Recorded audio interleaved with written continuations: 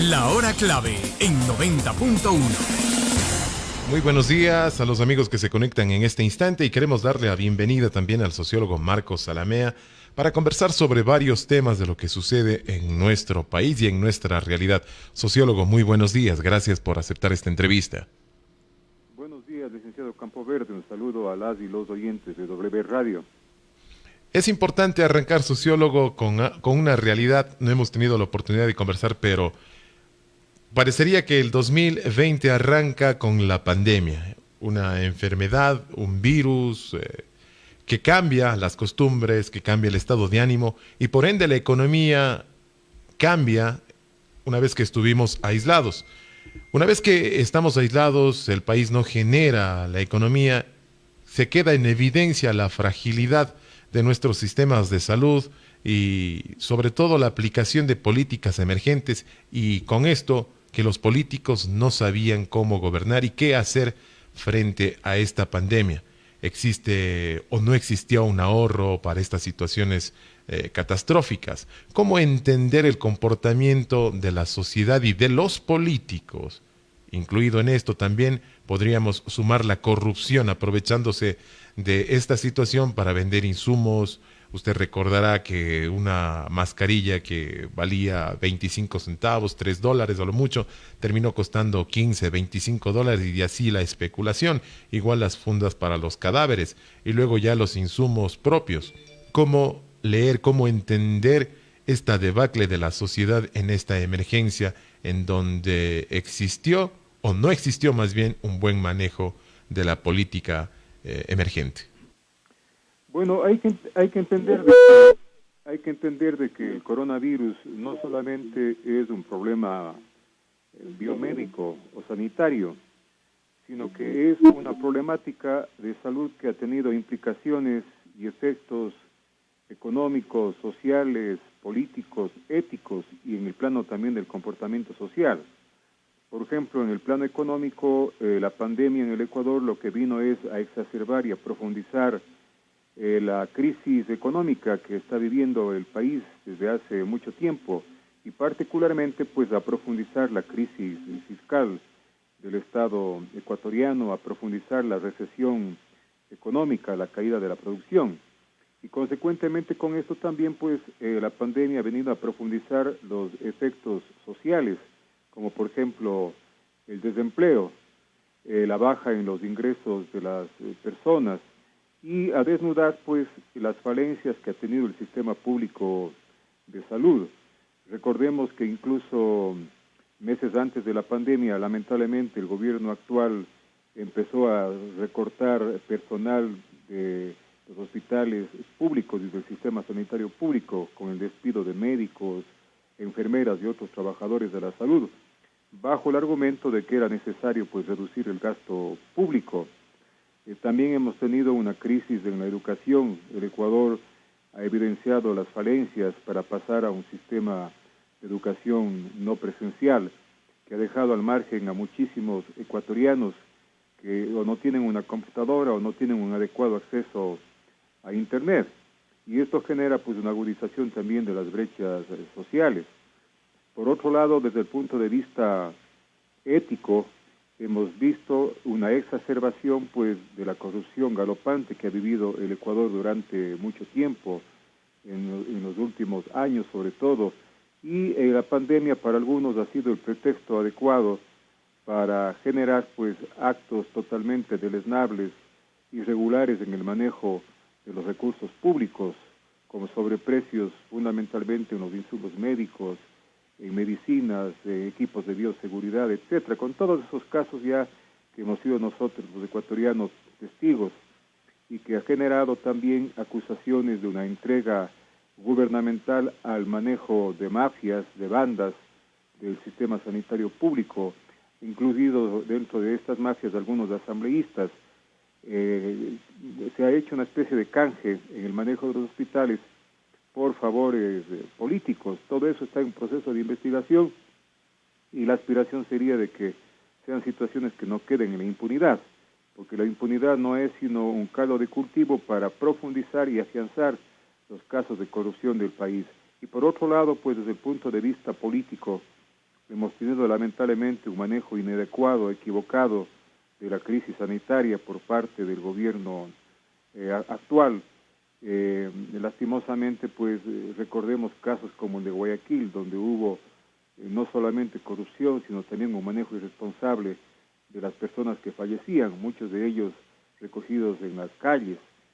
También hemos tenido, ¿no es cierto?, un gobierno que ha tenido bastantes actitudes y políticas contradictorias en cuanto al acentuamiento o al aventamiento de las medidas restrictivas, y sobre todo pues no ha habido los recursos económicos necesarios para enfrentar la crisis, algo que ya durante las primeras semanas de la pandemia la evidenció con sus expresiones la propia ministra de Salud, Andra Muñoz, justamente cuando denunció de que ella no había recibido los recursos para enfrentar la pandemia. Entonces el gobierno lastimosamente ha tenido una actitud equivocada, limitada en el manejo de la crisis, y esto mismo también ha tenido consecuencias en la legitimidad del gobierno. Hace pocos días, pues, una consultora prestigiosa del país, Cedatos, hablaba de que la credibilidad del presidente estaba en apenas el 8% y el nivel de aceptación o aprobación de su gestión en un 9%. Es decir, estamos prácticamente hablando de un gobierno ciertamente legal, nadie cuestiona la legalidad del gobierno, pero sí totalmente ilegítimo, es decir, sin ninguna aceptación social de parte de la población ecuatoriana. Y esto pues genera limitaciones para que este gobierno pueda generar políticas en los tiempos que le faltan para terminar su gestión adecuadas y ir resolviendo cada uno de estos problemas económicos, sociales y políticos de los que hemos estado comentando precisamente. Un barco con un timón muy grande y con capitanes muy pequeños aparentemente.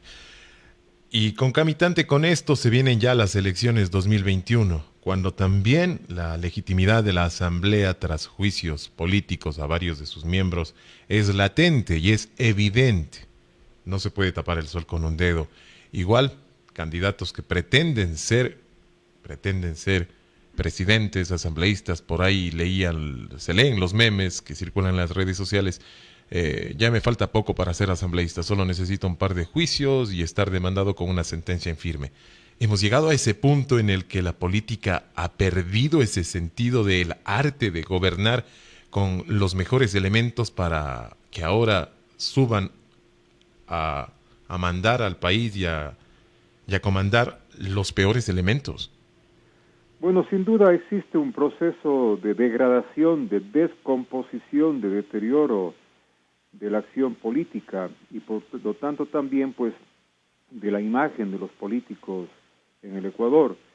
La vinculación, por ejemplo, de 60 asambleístas en procesos judiciales, prácticamente es una cosa que llama para el escándalo, es una cosa que no tiene parangón en la historia política del país, casi la mitad de asambleístas comprometidos en hechos irregulares, teniendo que dar cuentas a la justicia, funcionarios del gobierno y de otras instancias del Estado también cuestionados, en por ejemplo, tráfico de los carnets de discapacidad, que incluso involucra al propio presidente del Consejo de Participación Ciudadana, a una cantidad de jueces de la Corte Nacional de Justicia. Es decir, yo diría de que estamos enfrentando la posibilidad de pasar de la política a lo que llamaría la lumpenpolítica, ¿no? Entonces, la política, como usted dice, en vez de una acción de servicio, se convierte más bien en una acción delincuencial. Y por lo tanto, pues, podríamos estar a las puertas, si es que esto no se corrige, no se enfrenta de manera oportuna y adecuada, a las puertas de transitar desde la democracia a lo que yo llamaría una cleptocracia, es decir, un gobierno de los ladrones. Es una cosa terrible lo que está pasando lastimosamente en el Ecuador en este sentido.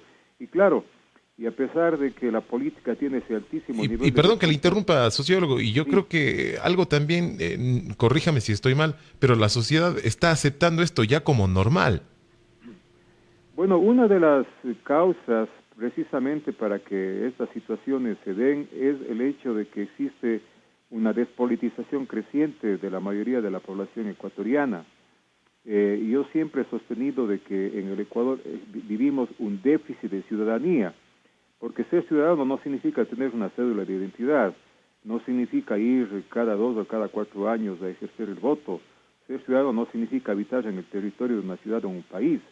Ciudadano es básicamente un concepto político que implica la presencia de personas que conozcan cuáles son sus derechos, se organicen y luchen por ejercer sus derechos, uno.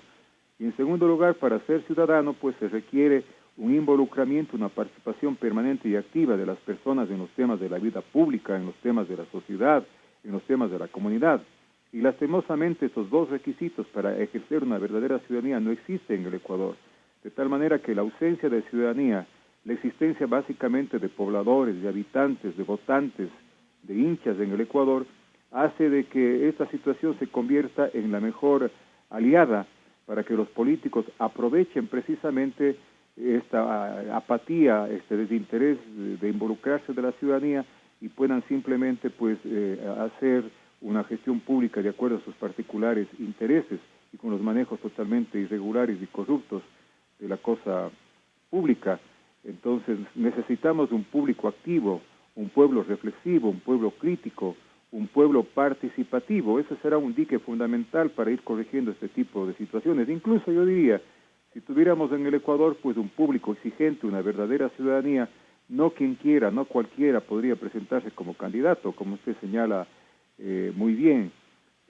Ahora no se exige precisamente las mejores calificaciones en trayectoria de vida, en ética, en capacidad, en experiencia para ser candidato. Ahora quien quiera es candidato, pero si este pueblo fuera un público preparado con una gran cultura política, créase usted pues que muchos de los que están no estarían ni siquiera de candidatos, peor de funcionarios públicos.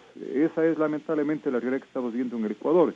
Y contradictoriamente iba a decir, a pesar de esta degradación de la política, sorprende y resulta contradictorio de que tengamos prácticamente un récord en cuanto a la presentación de precandidatos a la presidencia de la República. Estuvieron hace días 19, pues hoy están 16 que han aceptado, ¿no es cierto?, sus candidaturas.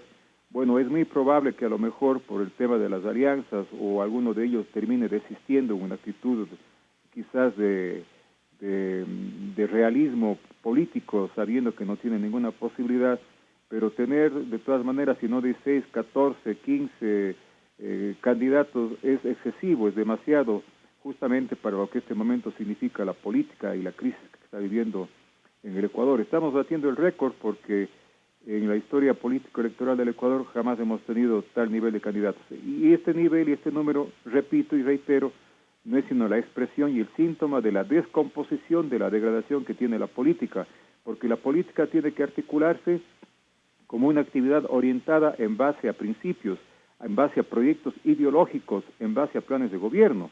Pero la política en el Ecuador, pues, y las candidaturas no están orientadas en base a esto, sino básicamente en base a intereses personales, a intereses de grupos o de clubes electorales, porque no tenemos partidos políticos, tenemos clubes electorales, e incluso muchos de los candidatos o candidatas simplemente pues están en la situación de candidaturas básicamente por figurar, por ganar imagen personal, por alimentar su ego, entonces por cuestiones más bien del personalismo y el figurismo y el arribismo que son propias de la conducta de nuestros políticos en el Ecuador. Hace una radiografía bastante interesante de nuestra política, que es una realidad. Necesitamos ese pueblo participativo, como dice usted, una verdadera ciudadanía con cultura política. Y hablando ya de la política y de uno de los candidatos, la Biblia dice, la necedad está atada al corazón del muchacho. ¿Por qué Rafael Correa siente la necesidad de seguir en la política, de seguir en las páginas informativas? ¿Por qué no retirarse dignamente y decir, ok, hice mi deber, ahora sí, ecuatorianos, juzguen ustedes los gobiernos que vinieron después de mí, etcétera? Bueno, yo creo que más que una obsesión personal de él, sobre todo es la creencia en que su presencia, su actuación, su protagonismo sigue siendo necesario para mantener lo que para él y los correístas sería el legado de su gestión durante más de 10 años.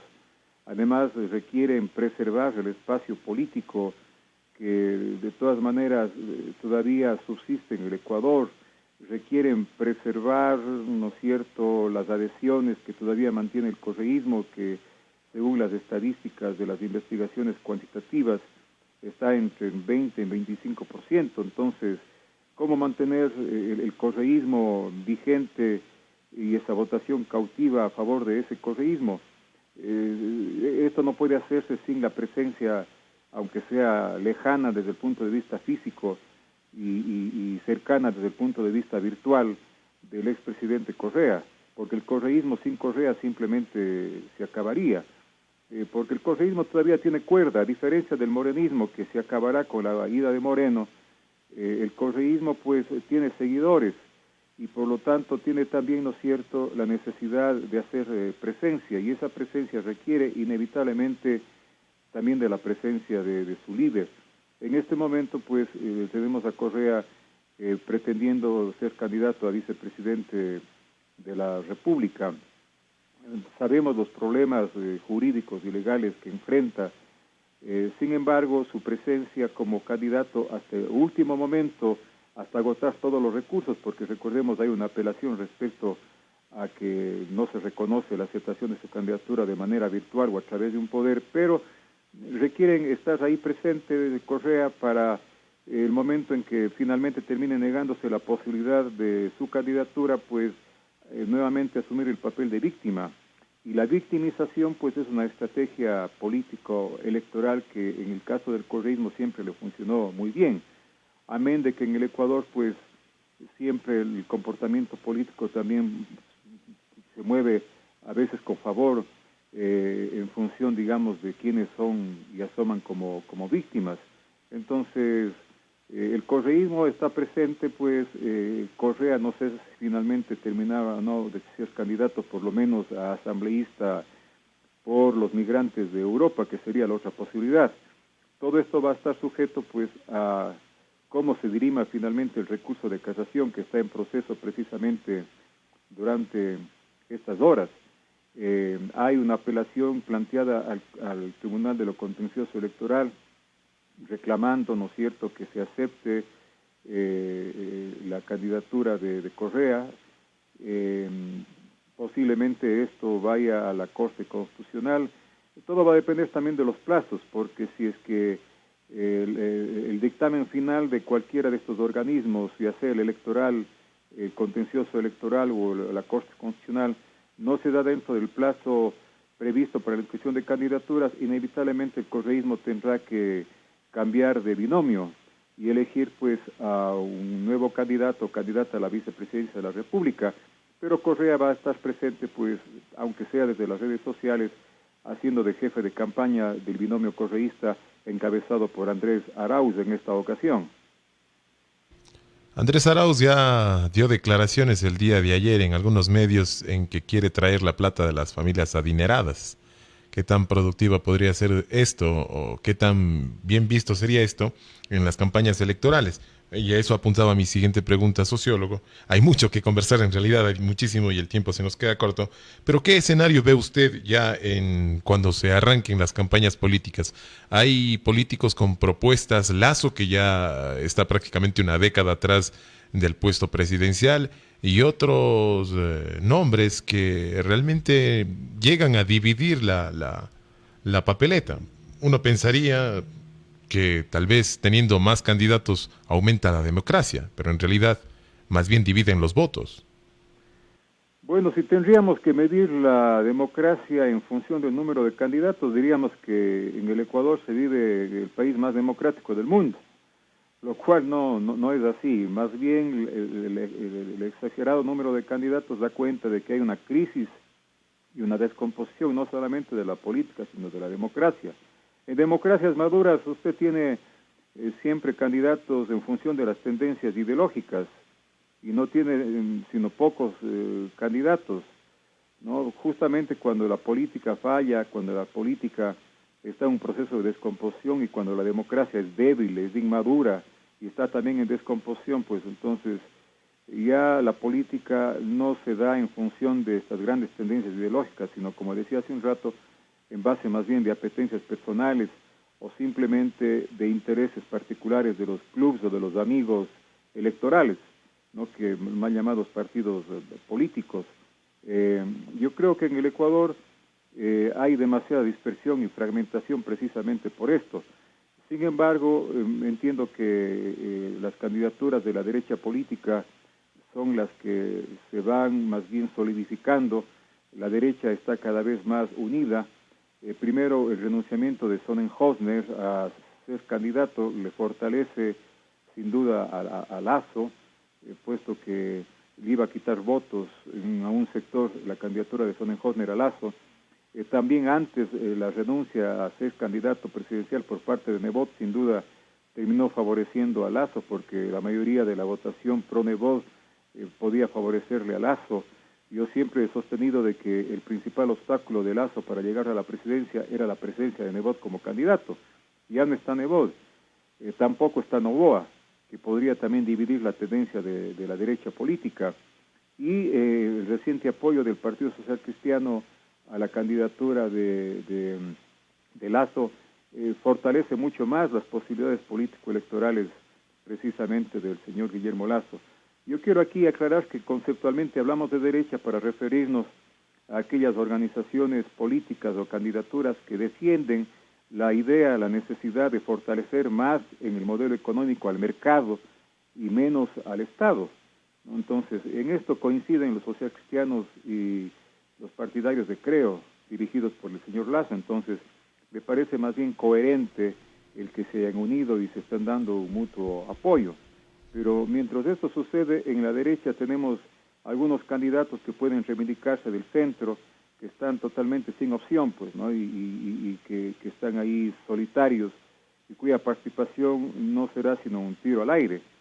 Quizás la candidatura de centro más fuerte, sin duda, sea la representada por el correísmo y encabezada en este caso por Andrés Arauz, que sería la otra candidatura que tiene opciones de disputar la entrada a la segunda vuelta electoral.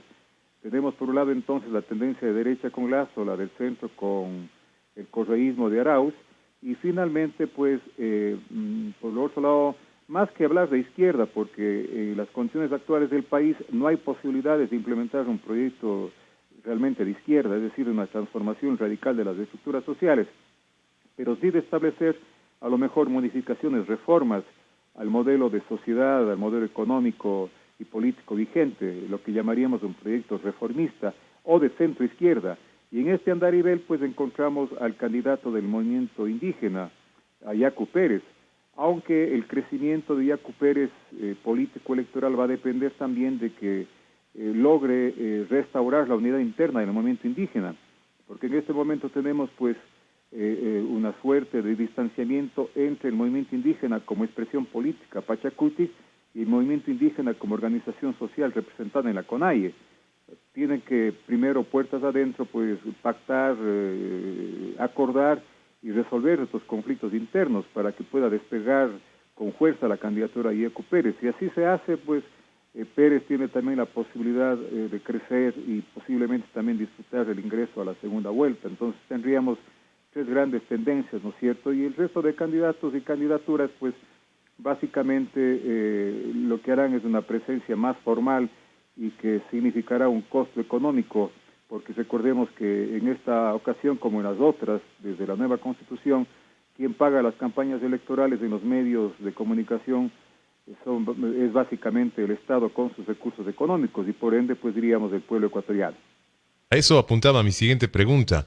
Frente a la crisis económica que vivimos, ¿qué tan inteligente sería gastarnos un montón de plata en publicidad cuando se podría hacer ya la publicidad en medios y a través de medios virtuales?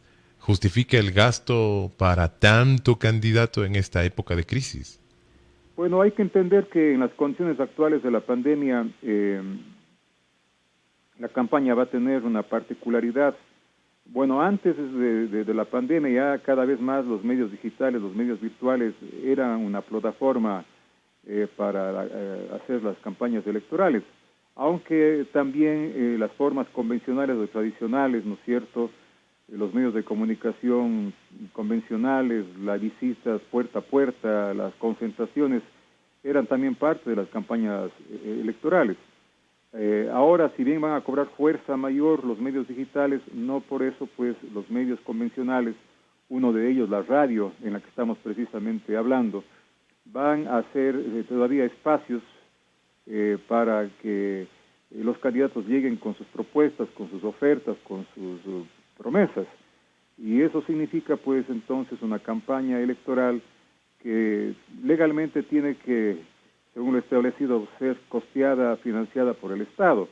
Y esto se hizo como una reforma orientada a dar mayor equidad a la lucha y a la competencia electoral, porque antes de esto, pues nosotros sabíamos de que quien más plata tenía, los candidatos que tenían mayor poder económico podían tener la posibilidad de llegar más a la gente y por lo tanto ya partían con una ventaja frente a las otras candidaturas, lo cual era un elemento totalmente antidemocrático dentro del sistema electoral. Entonces se quería dar la misma oportunidad, el mismo espacio para que todas las candidaturas lleguen al público, y eso supone pues que ya no haya una campaña a través de medios de comunicación financiada desde los bolsillos o desde las chequeras, sino que para todos hay el mismo espacio y esto sea financiado por el Estado. Eso fue un avance porque permite condiciones de más equidad a las organizaciones políticas.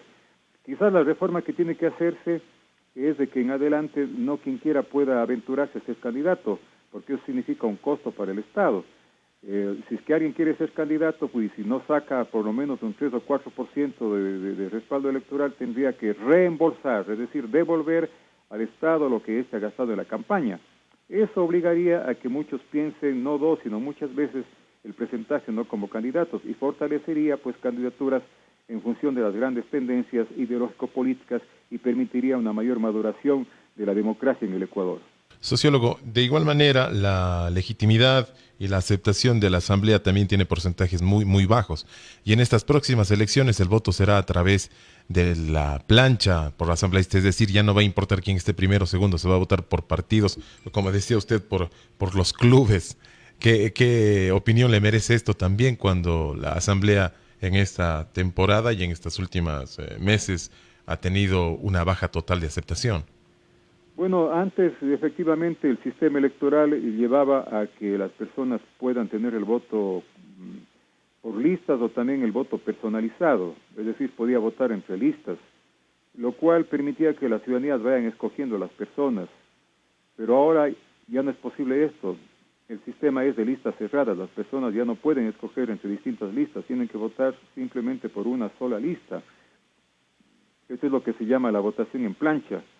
Y eso va a hacer de que el voto sea menos reflexivo, porque cuando usted escoge entre listas quiere decir que está pensando, está discriminando, está reflexionando. Ahora se va a fortalecer el hecho de que la gente vaya a votar básicamente por las listas, en este caso de los candidatos por los que está votando para la presidencia de la República. Y básicamente por esto van a ser sobre todo los candidatos de las listas que corresponden a los candidatos presidenciales fuertes, las más votadas. De tal manera que quienes van a ser asambleístas van a ser precisamente los que pertenezcan a las listas de los candidatos presidenciales más fuertes. Y no importa, ni siquiera la gente a veces conocer quiénes son los candidatos, sabe que esa es la lista, ese es el número del candidato presidencial por el que están votando. Entonces, esto puede quizás tener la desventaja de que otra vez volvemos al simple voto clientelar y a desmejorar la calidad y la cualificación de quienes van a cumplir el papel, la tarea de asambleístas, ¿no? Eso me parece que es un error porque el método de repartición de escaños estaba bien cambiarlo, el método de Hone era injusto, no era correcto de que alguien que obtiene el 54% de la votación, como pasó en la SOE en el 2013, lleve el 100% de la representación política. Eso estaba mal, había que cambiar por el método de Webster, que es menos inequitativo. Pero volver a la votación por listas solamente o a la votación en plancha va a desmejorar la calidad de los representantes políticos. Y lo que estamos precisamente comentando el día de hoy es la degradación de la calidad de esa representación política, en este caso, pues, específicamente de los asambleístas. Sociólogo Zalamea, se nos queda corto el tiempo, le queremos agradecer su participación, nos quedan importantes de reflexiones y unas palabras a sacar conclusiones propias ya en nuestra conciencia luego de escuchar esta entrevista. Más bien le comprometemos para en próximos días, cuando arranquen las elecciones, seguir haciendo más reflexiones y conclusiones que servirán para el análisis de todos los ciudadanos. Sociólogo, como siempre, muchas gracias. Muchas gracias también a usted por la invitación, un buen día y a la orden. Estuvimos conversando con el sociólogo Marcos Alamea, analizando un poco y rápidamente, por cuestiones de tiempo, lo que ha sido el desarrollo de la pandemia, lo que ha dejado las brechas políticas sociales, el desempeño de una política para atender a los ciudadanos. Además, también hemos hablado un poco de la política y del panorama que se viene en las próximas elecciones, cuando hay tres polos de derecha, del correísmo y una centroizquierda que podrían adueñarse del tablero electoral. Además, también sobre la necesidad de que la ciudadanía se comprometa aún más con la política del país. Necesitamos un pueblo participativo y con criterio. Algunas importantes reflexiones que ustedes las pueden escuchar y reprisar en nuestras redes sociales, en donde estaremos subiendo esta entrevista. Continuamos con más luego de la pausa. Inicia publicidad en la W. Don Julio.